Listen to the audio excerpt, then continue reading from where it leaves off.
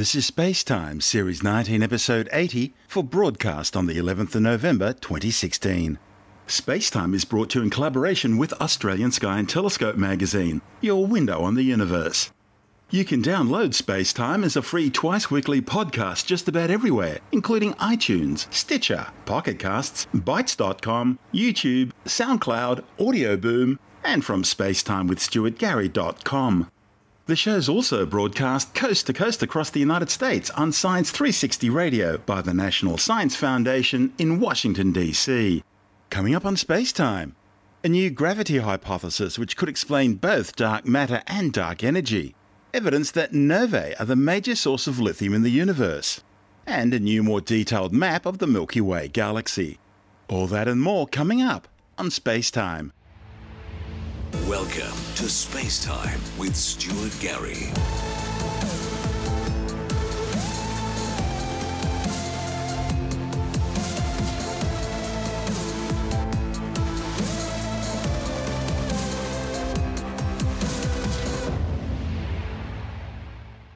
A new hypothesis of gravity may explain both dark matter and dark energy, the two biggest mysteries in science today. The study, reported on the pre-press physics website archive.org, claims the new idea, called emergent gravity, appears to explain the exact same deviations in the motions of stars in galaxies that are usually explained by inserting dark matter into the theory.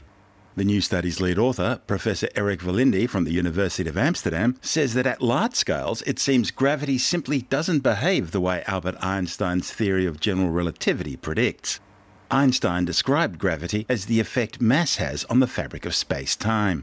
In 2010, Velindi surprised the world with a brand new theory of gravity. According to Velindi, gravity isn't a fundamental force in nature, but rather an emergent phenomenon. In the same way that temperature arises from the movement of microscopic particles, Velindi believes that gravity emerges from changes in the fundamental bits of information stored in the very structure of space-time. In his 2010 paper, Velindi showed how Newton's famous second law, which describes how an apple falls from a tree, and also how satellites stay in orbit, can be derived from these underlying microscopic building blocks. Extending on his previous work, and that done by others, Velindi now shows how to understand the curious behaviour of stars in galaxies without needing to add dark matter, that mysterious substance which can't be seen and which only interacts with normal matter through gravity. You see, the outer regions of galaxies rotate much faster around the galactic centre than what can be accounted for by the quantity of ordinary matter like stars, planets and interstellar gases that are located there. There's got to be something else there which produces that required amount of gravitational force, and that's when scientists came up with dark matter as a possible answer. Dark matter seems to dominate our universe. In fact, more than 80% of all the matter in the cosmos must have a dark nature. However, the alleged dark matter particles, if they exist, have never been observed despite many efforts to try and detect them. Now, according to Velindi, there's no need to add a mysterious dark matter particle to the theory. Velindi says his theory of gravity accurately predicts the velocities by which stars rotate around the centre of the Milky Way, as well as the motions of stars inside other galaxies. And the evidence indicates Velindi's new view of gravity actually agrees with the observations. At first glance, Velindi's theory has many features which appear to be similar to modified Newtonian dynamics, or MOND, which was first published by Mordechai Milgram in 1983. However, where MOND tunes the hypothesis to match the observations, Velindi's emergent gravity starts from first principles. One of the ingredients in emergent gravity is an adaptation of the holographic principle, introduced by 1999 Nobel laureates Gerard Hooft from Utrecht University and Stanford University's Leonard Susskind. According to the holographic principle, all the information in the universe can be described on a giant imaginary sphere around it. According to Velindi, this idea isn't quite correct. He thinks part of the information in the universe is contained in space itself. This extra information is required to describe the other dark component of the universe, dark energy, which is held responsible for the accelerated expansion of the cosmos. While investigating the effects of this additional information on ordinary matter, Velindi came to a stunning conclusion. Whereas ordinary gravity can be encoded by using the information on an imaginary sphere around the universe only, as Velindi showed in his 2010 work, the result of the additional information in the bulk of space is a force that nicely matches the one now attributed to dark matter. For a while now, scientists have known that gravity is in dire need of new approaches since it doesn't combine well with quantum physics. The problem is both theories, the crown jewels of 20th century physics, can't be true at the same time. The problems arise in extreme conditions, near black holes, or during the Big Bang, anything that involves a singularity. Many theoretical physicists are working on a revision of the theory, and some major advancements have already been made. Linde thinks physics may well now be standing on the brink of a new scientific revolution, one which will radically change our views on the very nature of space, time, and gravity.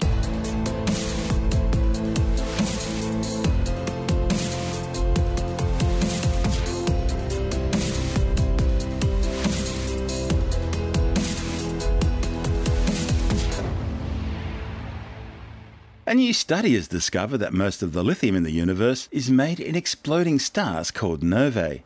The findings, reported in the monthly notices of the Royal Astronomical Society, are based on observations of an unusually long and bright Novae, Sagittarii 2015 number 2, which occurred last year. Practically every element on the periodic table is produced by stars. A first genesis took place in what's known as primordial nuclear synthesis, between 10 seconds and 20 minutes after the Big Bang 13.8 billion years ago. During this time, gluons and quarks combined to form the first light elements in the universe, almost 75% hydrogen and almost 25% helium, and very small amounts of lithium and beryllium. The remaining chemical elements on the periodic table were all formed in stars. Some are manufactured through the fusion of other elements inside stars as they shine. This begins with the fusion of hydrogen into helium and produces increasingly heavier elements until iron is reached. Those elements on the periodic table heavier than iron are produced either in the atmosphere of giant stars or when stars explode in supernova explosions. All these elements in turn have then been recycled into new generations of stars and planets right up until the present day. But lithium's always posed a bit of a problem. See, scientists already knew that about 25% of the existing lithium in the universe came as a result of primordial nuclear synthesis. But they weren't able to trace the origins of the remaining 75%. Lithium is the lightest solid element in existence. It plays an important role in our lives, both at a biological level and also at a technological level. A team of researchers, including Luca Iso from the Institute of Astrophysics in Andalusia, made a series of observations of Novae Sagittarii 2015 number 2 using the European Southern Observatory's Very Large Telescope, the VLT. They studied the nova over the course of 24 nights. Novae Sagittarii 2015 number 2 was detected on March the 15th, 2015 by amateur astronomer John Seach from Chatsworth Island on the Clarence River near Grafton on the New South Wales north coast. It remained visible for more than 80 days, as both the brightest nova in Sagittarius since 1898 and the brightest seen anywhere since Nova Centauri in the second half of 2013. The long observation made it possible for the first time to follow the evolution of the beryllium-7 signal inside a nova and even to calculate the amount present. Beryllium-7 is an unstable element, which decays into lithium in 53.2 days. This discovery suggests that novae are the main source of lithium in the galaxy. A nova is a powerful explosion occurring on the surface of a dead star called a white dwarf. A white dwarf is the slowly cooling core of a sun-like star. Now, if the white dwarf is in a tight orbit with another star in a binary system, it can gravitationally draw matter off that companion star. Eventually, a thick layer of hydrogen is built up on the white dwarf surface. As this hydrogen layer gets heavier and heavier and denser, it triggers nuclear fusion, resulting in a powerful explosion called a nova, which can increase the brightness of the star by up to 100,000 times. Importantly, the nova explosion, while huge, isn't powerful enough to destroy the white dwarf, as would happen in a supernova event. And after a few weeks, the system stabilizes and the process starts again. The existence of beryllium-7 had been previously documented in another nova, but the measure of the amount of lithium which would ultimately be produced from it on Novae Sagittarii 2015 N2 came as a complete surprise. Iso says the nova produced 10 times more lithium than the Sun. With these amounts in mind, just 2 similar Novae events a year would more than suffice to account for all the lithium in the Milky Way Galaxy.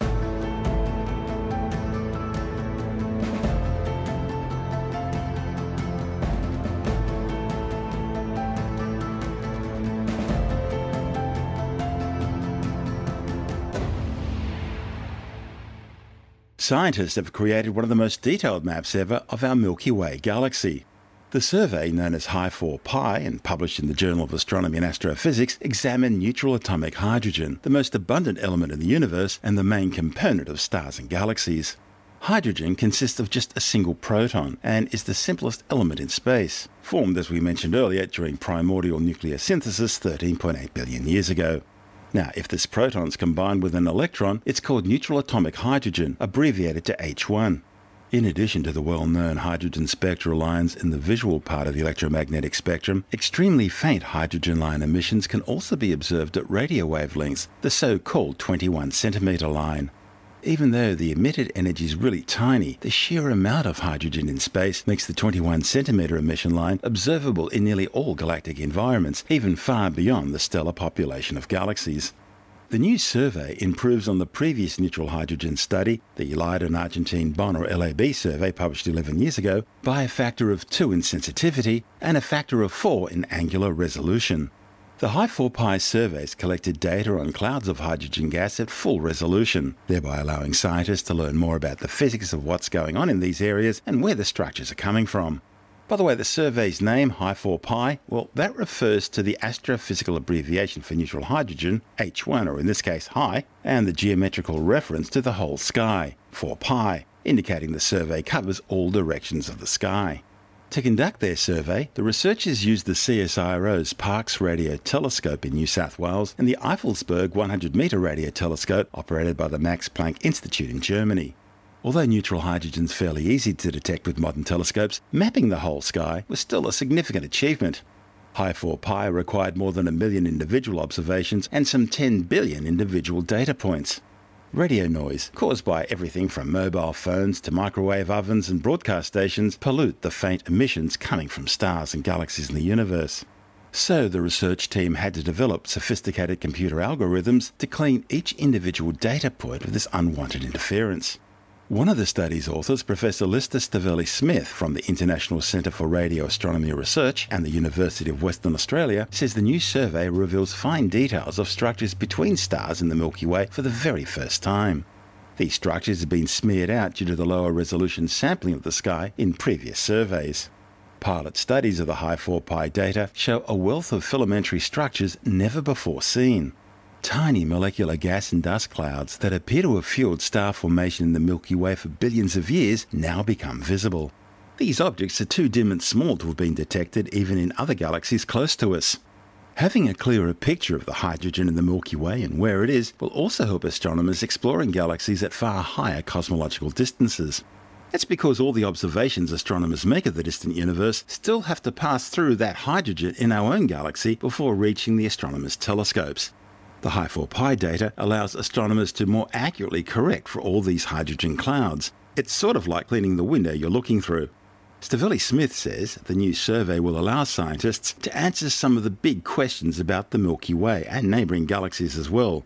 Questions such as how the Milky Way gets all the new gas it needs to continue forming new stars, and where are all those small dwarf galaxies that should be surrounding the Milky Way but simply don't appear to be there. So neutral hydrogen allows us to see the gas between the stars, so we can obviously use our optical telescope to look up at the sky and see the stars in the Milky Way, but in fact when we do so just seeing those nearby stars, because the dust, of course, that pervades our Milky Way stops us seeing very fine optical wavelengths. So what's special about looking with radio telescopes at hydrogen is that it allows us to see much more distant arms and much more distant structure in the Milky Way, but it also allows us to see the gas in the Milky Way, what we call the interstellar medium. Hydrogen is the most abundant element of the universe and obviously a very important part of the universe. And it's this gas which will later collapse and form new stars in the future. And what you were able to do using this technique was to actually see some very fine filaments of neutral hydrogen. Yeah, so we've been able to use some large telescopes over many years to make a very detailed map of the sky, make a very detailed map of the Milky Way. We have to observe the whole sky because, of course, we're inside the Milky Way. We're not outside it. We're inside it and bounded by it. So we had to use telescopes in both hemispheres And because they're the largest telescope available, basically, the Park 64-meter and the 100-meter telescope near Effelsberg in Germany, they're able to make images with very, very fine resolution, very fine detail. In fact, at least a factor of 4 finer than any previous equivalent maps. And does that help you when because as you've pointed out, we're inside the Milky Way, does that help you when you're looking through the Milky Way to the more distant universe beyond? Yeah, so the interstellar medium that we see, the hydrogen that we see, does have an effect on the background universe. For example, our galaxy contains a lot of dust. That dust is actually mixed in with the hydrogen, and that dust is very, very easily obscures light from background galaxies. So it's very important for us to know the highest resolution possible what that dust distribution is. And I'm just reminded of the controversy. You might remember a year ago, I think, that there was a claim of polarization, of a certain type of polarization in cosmic microwave. Yes, the gravitational claim that went to dust. That's right, and it was caused by dust. It was caused by magnetized dust, and you can see exactly the patterns that were responsible in the data that we've got. It just mimics interstellar structure. Yeah, not only does dust alongside the hydrogen block out light and cause these magnetized filaments, but it's also responsible for absorbing X-ray radiation from very distant active galaxies and black holes. And X-ray astronomers, for example, are also very appreciative of having very detailed maps of the hydrogen so that they know how to correct observations more precisely. All right, let's talk about the survey as a whole now. The surveys that were conducted with the Parkes telescope, that was a survey that was led by Professor Naomi McClure-Griffith, who's at the Australian National University. It commenced in 2005, and we used about a couple of thousand hours of telescope time to conduct that survey. That was a very substantial survey in itself, and quite a lot of signs have come out of that survey. But separately, the Germans did a similar survey, started later and took longer, only finished a couple of years ago, with a larger telescope in Germany, the 100-meter telescope. It's not quite in as good a radio quiet location as Parkes, but it's good enough. So what we've actually done in this particular study is not done any new observations after those earlier observations, but we've actually put them together in a way that makes a consistent map of the sky at the same level of detail, with the same parameters, with the same sensitivity, so that we think at least as seamless an image of the sky as we can obtain. And that noise you were talking about in the Effelsberg region, that's a big problem, isn't it? The human interference, the unwanted human noise, that pollutes everything around us, really, because we're part of it. So you've had to develop some fairly sophisticated algorithms to try and clean that up. Yes, in fact, although we used quite a lot of telescope time, most of the raw time was spent cleaning up the data, imaging it, but cleaning it up of interference was the most difficult job. There's two sources of those unwanted signals. One is, the first is man-made, and it's the band we're looking at, the frequency range we're looking at, should be protected by international treaty, because the hydrogen line was quickly recognized as being an important part of the radio frequency spectrum many years ago, and quite a bit of bandwidth was set aside for the exclusive use of radio astronomy. So no transmissions are supposed to be allowed. But nevertheless, equipment gets badly designed. Certain people are ignorant of the regulations. So we do have to deal with some spurious emission in that band, and that takes quite a bit. That took quite a bit of our time. But secondly, we also have, interestingly, spurious emissions from the sky. That arises because the galactic center or the galactic plane, the plane of the Milky Way, is so bright in hydrogen. It glows in hydrogen. It's largely made of hydrogen. That when we look away from the galactic plane, we are able to still detect that signal. And that's a bit like trying to look at the Milky Way with your eyes when you get a street lamp in the corner of your eye, and the glare is a bit too much. Well, we have ways of using computers subtracting out some of that glare in our radio telescopes, and quite a lot of effort had to go into doing that properly and carefully and consistently across the whole sky. So that's probably the biggest effort that went into the survey. What about the name itself? Obviously, the H1, the first part of the name refers to neutral hydrogen. Correct, yeah. H1 refers to neutral hydrogen, and 4 pi is just a geeky name for the whole sky. and the whole sky, the area of the sphere is 4 pi r squared, and John was talk about the two-dimensional angle of the whole sky being 4 pi.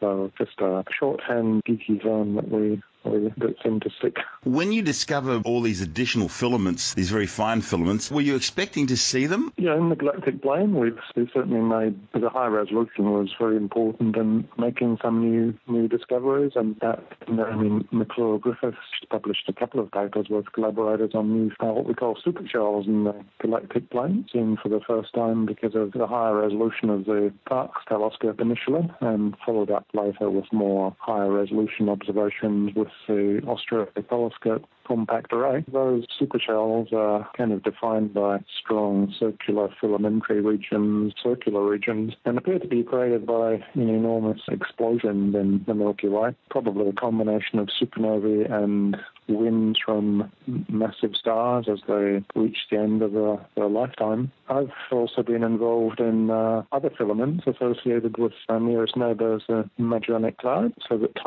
gravitational tug of the Milky Way is so strong as it's actually pulling hydrogen out of our nearest extragalactic neighbours, the Magellanic Clouds, the small cloud and the large cloud. And those filaments extend, some of which we were able to see for the first time with the new high resolution. Those filaments extend right across the sky. So the new combination of both hemispheres will enable us to continue to study these in even more detail in the future. That's Professor Lister Stavelli-Smith from the International Centre for Radio Astronomy Research and the University of Western Australia.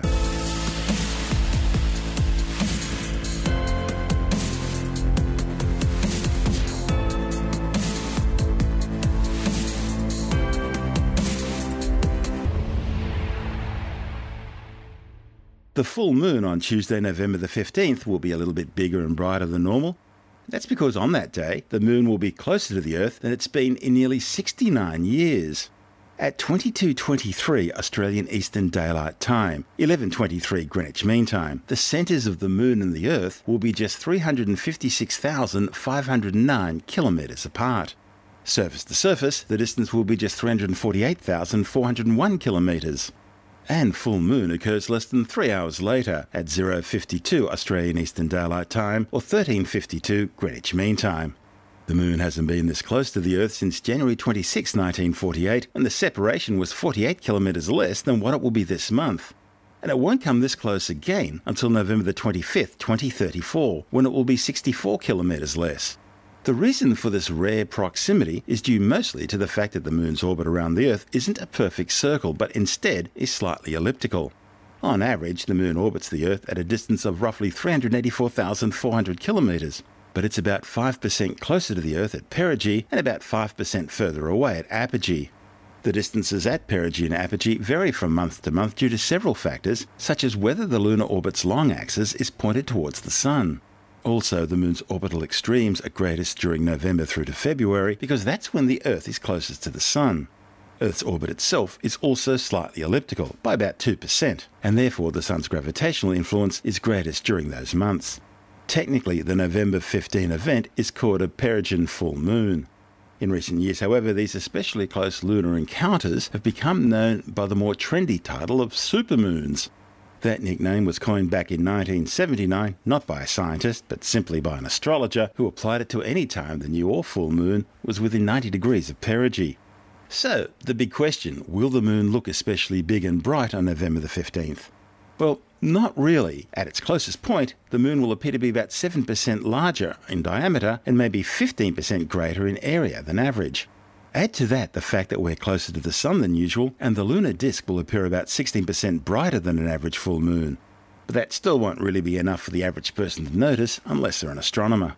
For many people, me included, the full moon always looks unusually large when it's near the horizon. It's an effect known as moon illusion. Images that show a huge full moon rising dramatically above a city skyline doesn't match the reality your eyes see because the camera is magnifying the view.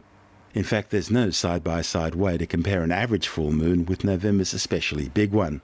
However, you can gauge the moon's apparent difference in size simply by using the tip of your finger or a pencil eraser held at arm's length, or by looking at it through a narrow straw. It'll always be about half a degree across. One consequence of a supermoon that might be notable involves ocean tides. Many factors influence tidal heights at a given location, although they're usually highest, called spring tides, during a full or new moon. But they'll get an additional small boost, perhaps worth a couple of centimetres, on November the 15th, thanks to the so-called supermoon.